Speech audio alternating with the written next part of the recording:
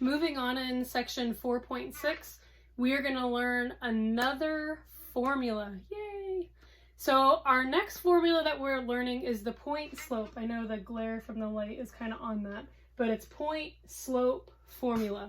So as you can guess, we're going to have a point and we're going to have a slope. And what are we going to try to achieve using this formula?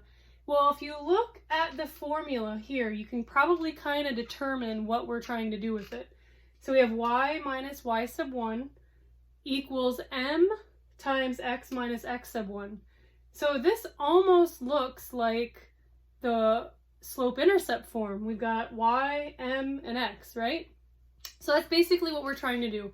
We are trying to find the equation of a line with a point and a slope. And that point may not be the y-intercept. If it is the y-intercept, then that's going to be super easy. But if it's not the y-intercept, how do we get the equation of the line? So this is the formula that we want to remember. Y minus y sub 1 equals m times x minus x sub 1, where m equals the slope, and then your x sub 1 and your y sub 1 come from the point that's given. So I have over here a slope and a point. Our point number 1 is 2 comma negative 5, and our slope is negative 3.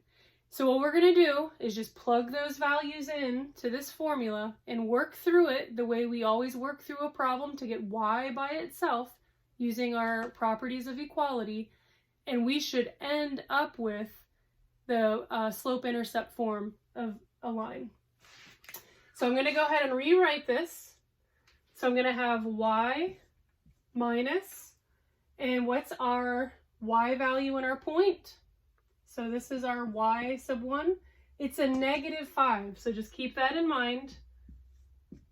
So the formula has a negative, but in the point, the value has a negative 2, so that's going to give us a double negative. Equals, what's our slope? Our slope is a negative 3 times x minus, and what is our x sub 1, or the x value in our point? This would be 2. So all we did was plug in the negative 3 for the slope, the negative 5 from the point over in our y sub 1, and then the 2 from our point into the x sub 1. So we're going to go ahead and just work through this the way we always work through a problem, using our properties of equality, order of operations, simplification, all of those things that we've learned so far in this class. So the first thing that I'm going to do is go ahead and simplify these terms right here. So this y minus a negative 5 can be y plus 5, correct?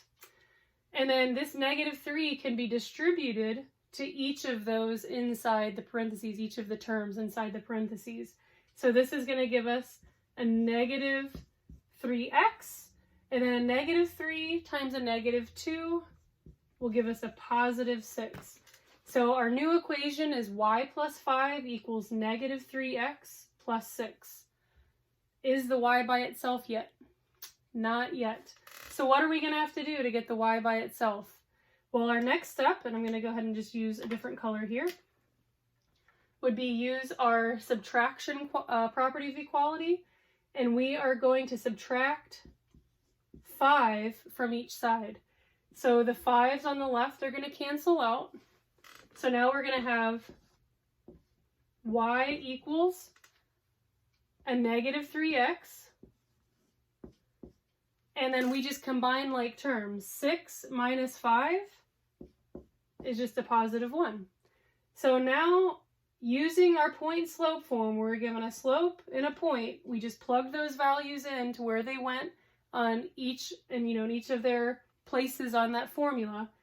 And we're just using all the information we've already learned in this class to get the y by itself, and we automatically are going to end up with y equals negative 3x plus 1, or with our point, our slope-intercept form. So that's our goal in using this point slope formula. Taking this formula and turning it into the slope-intercept form of a line so that we can graph it.